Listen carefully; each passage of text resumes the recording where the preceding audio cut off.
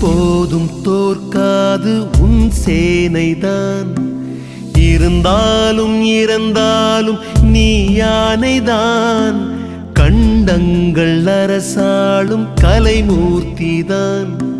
கடல் தாண்டி பொருள் ஈட்டும் உன் கீர்த்திதான்.